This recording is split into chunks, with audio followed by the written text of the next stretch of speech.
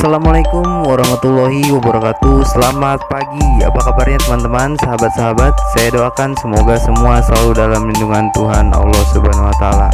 Balik lagi bersama saya Erlangga Abdul Kalam. Baik, pada kesempatan hari ini saya akan membahas tentang seorang perempuan yang 1 bulan lalu namanya menjadi viral dan menjadi perbincangan hangat di media sosial kita.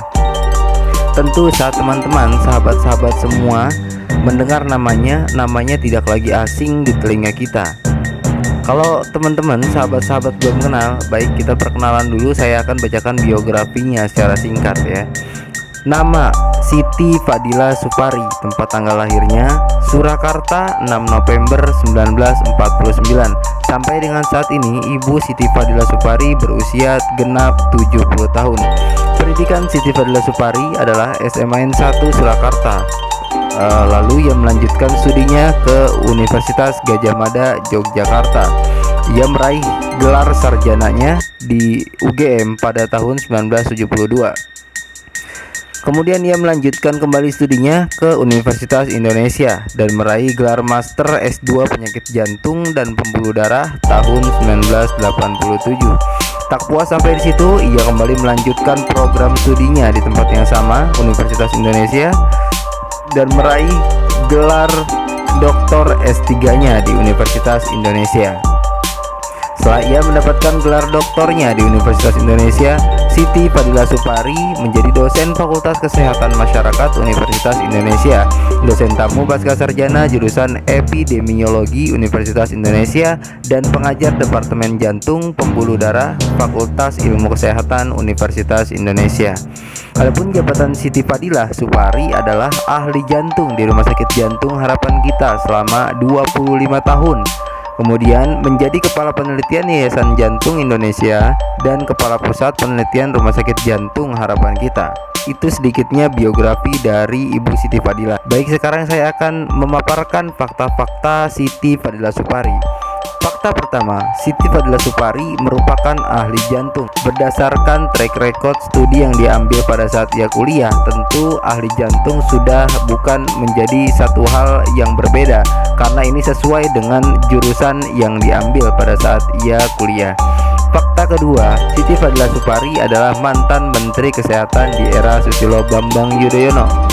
Kemudian pada saat ia menjabat sebagai Menteri Kesehatan, terjadi wabah virus flu burung yang kemudian di sana ia melawan Organisasi Kesehatan Dunia bernama WHO ya. Di mana WHO di sana mengatakan bahwa virus flu burung nantinya akan menular dari manusia ke manusia. Namun Siti Fadila bertolak belakang atau membangkang melawan WHO, dan ia bisa membuktikan kepada WHO bahwa virus flu burung tidak tertular dari manusia ke manusia.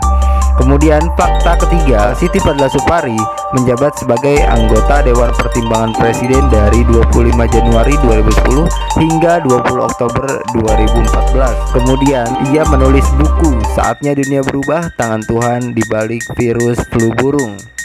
Di dalam buku ini Siti Fadila Supari menulis persoalan konspirasi yang dibuat oleh WHO dan Amerika Serikat persoalan virus flu burung. Kemudian bukunya ini naik ke peredaran dan ada 2 cetakan. Satu cetakan berbahasa Inggris dan satu lagi berbahasa Indonesia. Namun cetakan berbahasa Inggrisnya sampai saat ini ditarik dari peredaran karena dianggap perlu untuk dievaluasi menurut WHO dan Amerika Serikat.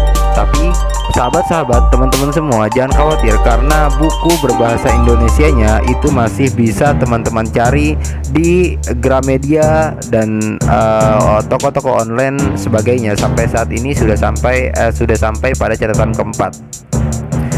Fakta selanjutnya adalah Siti Fadila Supari dipenjara 4 tahun atas dasar tuduhan korupsi atas penyelewengan dana alat kesehatan di Rumah Sakit Universitas Airlangga.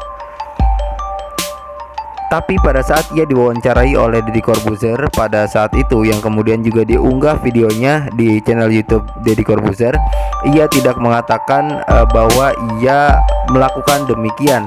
Tolong diperhatikan, banyak kasus yang berat-berat malah didiamkan, sedangkan saya yang sebetulnya tidak bersalah harus ditahan dan harus bersalah.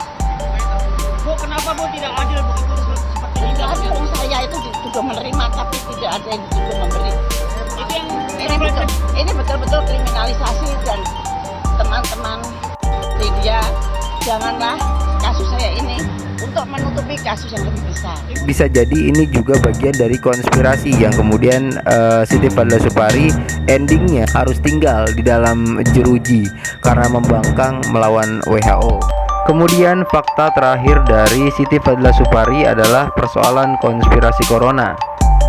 Menurut Siti Fadila Supari, Bill Gates tidak pernah mengemban sekolah tentang kesehatan, sehingga menjadi satu hal yang menjanggal ketika sebelum adanya pandemi, Bill Gates mengumumkan bahwa nantinya akan terjadi pandemi.